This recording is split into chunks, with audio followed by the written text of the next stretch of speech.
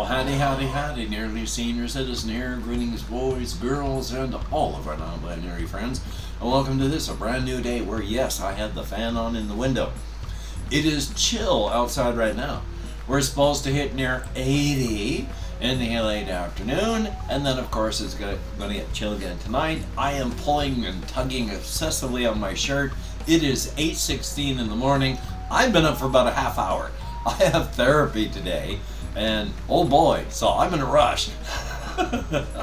I have no ideas if I'm prepared, but oh boy. Still though, I hope your day is the good one. I got a fair amount of really relatively minor stuff to talk about. Like one of the things, I had cut my hair real short. If you ever watched my beginning videos of my channel, I got like shoulder length hair and a beard that goes down to here because I'd given up on like myself and life. And then as I got more into my channel and getting better, I started trimming my beard down shorter, cutting my hair down. At one point my hair was really trimmed like really, really short because it's so thin. But then I've been letting it grow out a bit. But this part I forget. How do you forget how your hair acts for, in my case, like 60 years? But I have finger waves that drive me nuts, but all my life have just made everyone else, like jealous. And I'm getting finger waves in here right now. You can't tell because my hair is so reflective, but it's doubling up along right here because my hair doesn't get long here. It gets wavy, and it's coming in with a wave already. And the side here, it doesn't get long here. I was hoping that I could, grow it longer, but no, I forgot. That it gets fluffy on the side here because of the waves. It doesn't grow out, it gets wavy and then back.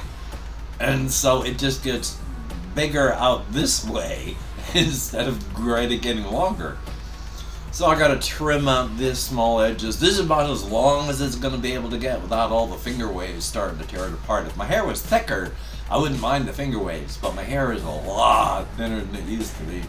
Thumbs up for that. Anyway, oh boy, yesterday was a day, today's a day, and yesterday was a day where I ended up sleeping a lot. But, oh boy, I gave a quick rundown yesterday, and then I wanted to do more videos, but I fell asleep so hard, so much. Up at a very early time yesterday, 6:30, and out of here at 8 o'clock, and I made it there by 5 minutes to 9. And then we hopped into the car, we drove all the way to Olympia. Well, yeah, into Olympia and then to Lacey. But like any city that grows organically, it's a collection of smaller cities. I grew up in a city called Bellingham, well, town, but it's 5 different towns that grew together. In fact, one of them that was the town called Fairhaven, it's the Fairhaven district, where if you write your address as Fairhaven, it gets there because it's Fairhaven, but it's Bellingham. All those towns grew together. Olympia's like that. Sure, there's Lacey, but you can't really tell when you get driven into Lacey other than the fact that there's a sign. So big difference. So we had to make another drive there. Sat for a long time, and it was really weird because when you walk into the social security place, everybody that's waiting is staring at you because all the seats face the front door. So when you're sitting, you're staring at the front door. And that's really weird because the people you go talk to are behind you. So when you get up, you got to turn around and then walk back that way. But literally, we sat there for I don't know how long. It wasn't forever, but it wasn't 5 minutes. And then went up there, he said, "What do you need?" It was like, "We need an income verification letter." He just said, "Can I see your driver's license?" He'd already had it printed out by the time I gave him my ID. When he looked at the ID, he stapled it and handed it to me. Bam, it took that long. And then we drove all the way back. But we needed that because it had to get in fast. I don't even know if I got my authentication letter yet. I didn't check yesterday's mail. But then we would have entered that into the form, and then they would have mailed the form that I just got to me. We just got it done, so hopefully that's good. And I found out that Amelia, I don't have vaccination records. And I have no ideas if she's gotten her shots.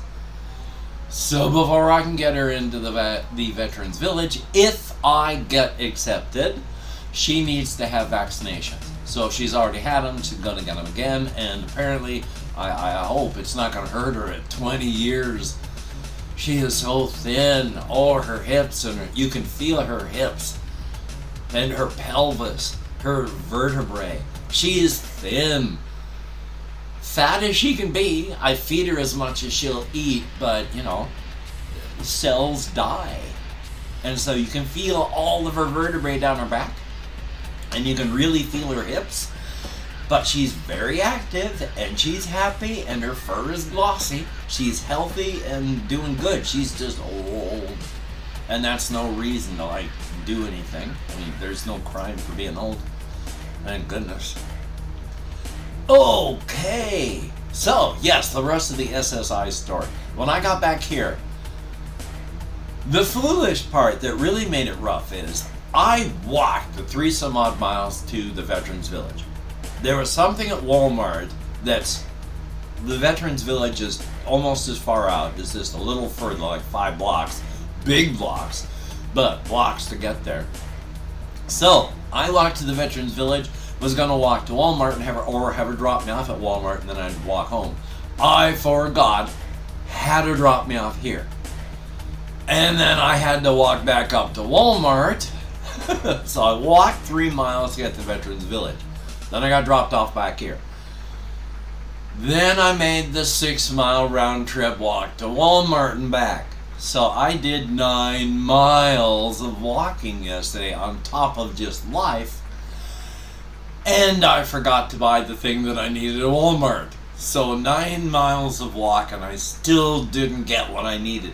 It's cheap, it's small, it's not going to break me. I have to walk out there again. I'll just get it. I just made a special walk and then forgot it. Exercise is good for you. So checking the rest of my list, we've got the cat vaccinations issue, the story of walking to Walmart, being in a rush, the SSI story, the only other real thing, the SSI story, which is after I got the walk done, I came home. Walking 6 miles takes it out of me. I'm done. If you look at it, I've pointed out, let me take this slower. I haven't taken my meds yet this morning. So joy. Oh, I forgot what my story was. I can't remember the story of what I was going to say there, but I walked, came back, sat down, fell asleep. Fell asleep so hard, I actually drooled all over my shirt. A huge wet spot. Had to go take off my shirt, wash my chest underneath there because it was all damp from my drooling. That's the problem. You hang like this, and your mouth is going to fall open because your jaw is heavy. And if you got saliva, because if you're like a human being or an organic being, yeah, and then bleh. So now that you know the horrible things that I do as an organic being, we all do them, it's just that I talk about them. So yeah, I got next to nothing done. Physically, I was beat. Oh yeah, I was going to talk about how people with chronic pain issues talk about spoons. Like you have a normal person has 100 spoons, and each time you do something, you spend a couple spoons. I like to think of it as more like a rechargeable battery for more of a updated term of it. But it's a normal person has 100 spoons, and a chronically ill person might have only 60, 50, 40 spoons to spend. So each time you do something, you have to spend a number of spoons, but as a rechargeable battery, I like to think of it as a semi-normal person with semi-normal issues will go to bed. And that is when your rechargeable battery recharges. A Semi-normal person with semi-normal issues will recharge from 85% up. So you're going to be at a minimum of 85%. You could be 90, 95, near 100. And that's the way a normal life is going to be. A chronically ill person with chronic weakness, fatigue, and all that, their battery might charge up to only 75% and have to do a full 100% charge worth of work on that. You might charge up to only 50% and try to do a full 100% charge worth of work in a day. If you've got 40, 30% charge, as some people do, your battery runs down fast. And when it's done, you're done for the day. On a good day, I get about 75 spoons. On a normal bad day, well, on a normal day, closer to 60. And on a really bad day, I got 50 or less. When I go walking, I am done for the day. When I go walking in the afternoon, like I did yesterday, I am done for the day. So I was done. It takes my rechargeable battery and drains it down to next to nothing on that walk. That's why I save it for the last part of the day, because I use up the last part of my battery, relax a little, go to bed.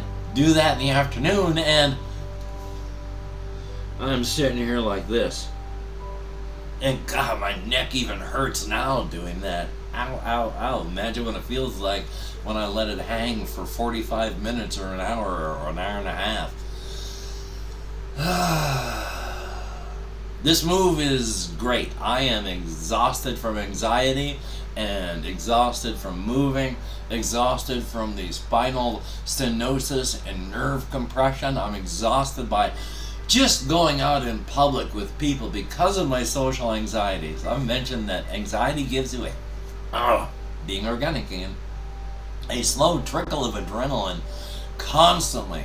Your brain is telling you something horrible is going to happen. I don't know what, I don't know when, or don't know how, but it's going to happen, so be prepared. So you're in constant fight or flight. Well, much as it's nice to have somebody that I don't know drive me to Olympia, she was a very nice person. We talked. I talked more than I should have, but still, the anxiety level ramped up, and then being in public in SSI, on top of all the walking I did, I was exhausted. I tried to think as creatively as I can, but not doing so well. Now, one of the goofy things I do want to talk about is I'm trying to pick up as many cheap Halloween type things as I can, because I couldn't last year, and it's almost the end of September, and then there's going to be no more Halloween decorations. So I bought this, and I'd mentioned before how at our local Safeway, they have bags of skeletal human remains that are just hanging in mesh bags. And then we have this, you walk into Walmart, and these are hanging up on the shelves, of course. But what I think is cool, quote unquote, cool about these things is this is a small skeletal mock-up. It is not, obviously not an adult. It is not a representation of someone who's older. This is a representation of a child, because it's so small. Never mind any anatomical differences between a toddler and an adult. So this is the skeletal remains of a child. So, once again, in our stores, blatantly displayed, we have trophies to show our accounting coup on our enemies by once again displaying the skeletal remains of their murdered children. And I think that's beautiful. So I have the skeleton of a child here that it's for Halloween. Yay for human skeletal remains. It's just represented in plastic. And then I've been trying to think as best as I can on the creative front. I have done a lot of thinking and I want to talk about them, but I honestly can't remember. I remember in situations like when I'm walking, I remember because I thought of these things while I was walking. I'm not in that situation. It's hard for me to remember. Put myself into the mental and physical shoes of how I was when I was thinking of that stuff. Yeah, I'm going to remember. Sitting in a chair in front of a camera on a time limit because I got therapy in less than a half hour. It's not the same situation. I'm under pressure. I can't remember. In a lot of cases, it's just I'm doing simple refinery work on things that are done, and other times I flip onto ADHD, like the artisans and the fungal mind, and seeing how they see the forces of the world, and they become less and less attached to the world, and they drift away.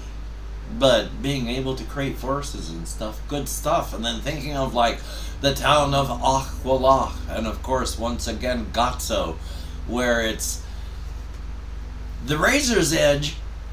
You have to be community minded. If you're not there for the community is not there for you, and if the community is not there for you, you are going to die.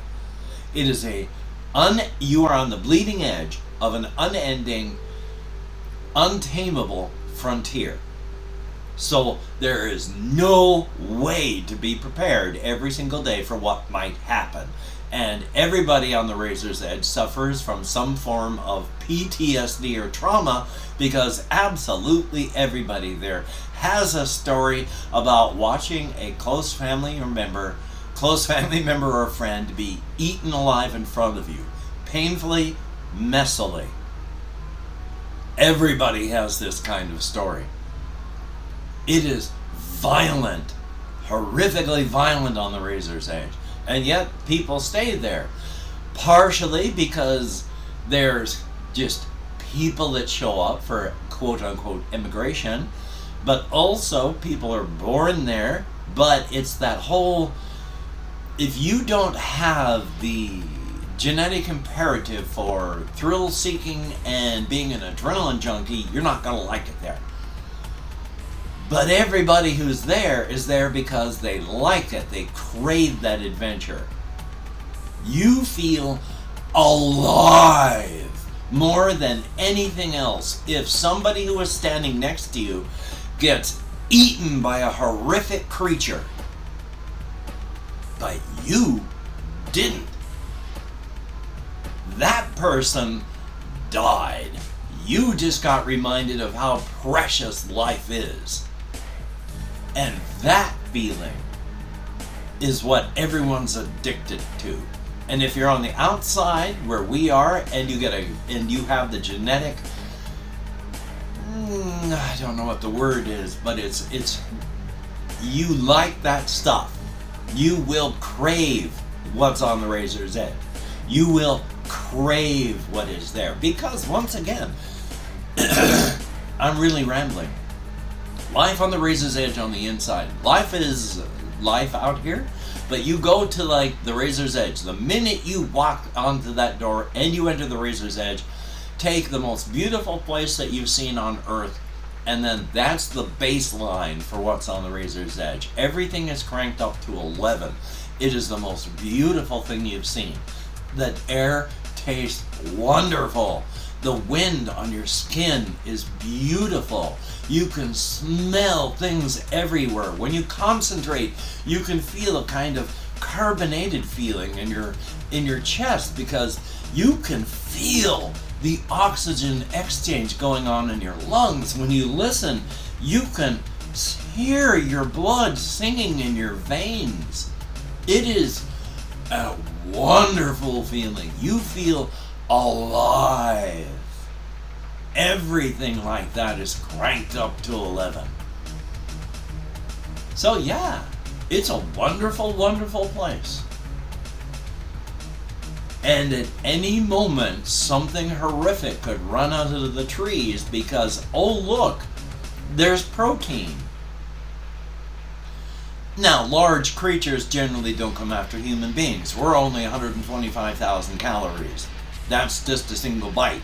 The creature, a big creature that runs after us, like a T-Rex, they would not run long distances to get us because they burn more energy to eat us than they get from eating us.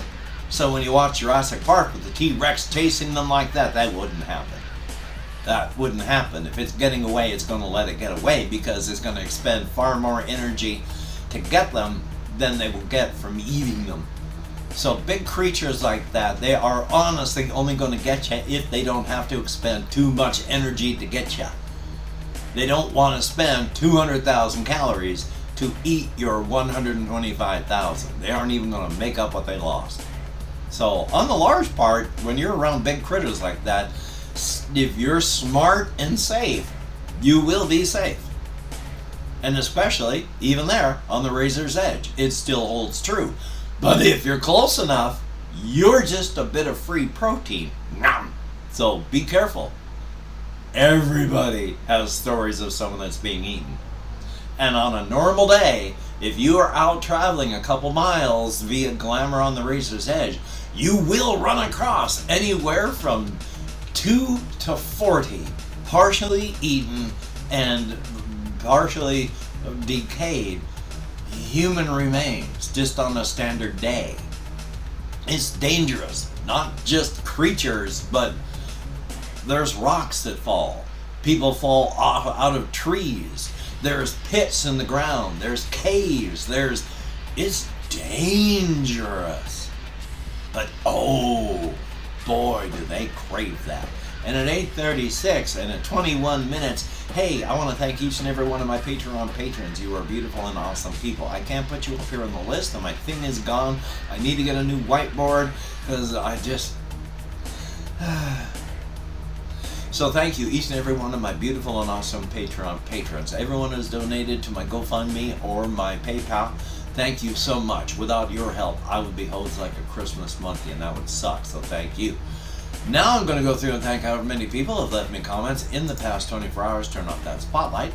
If I mispronounce the username, no disrespect is intended. And even though I count American Sign Language as just for stemming purposes, use it or lose it. So we have Jesse Koskinen. Thank you very, very much. I hope you have a great weekend too. Ghosty I am. Thumbs up. Thank you very, very much.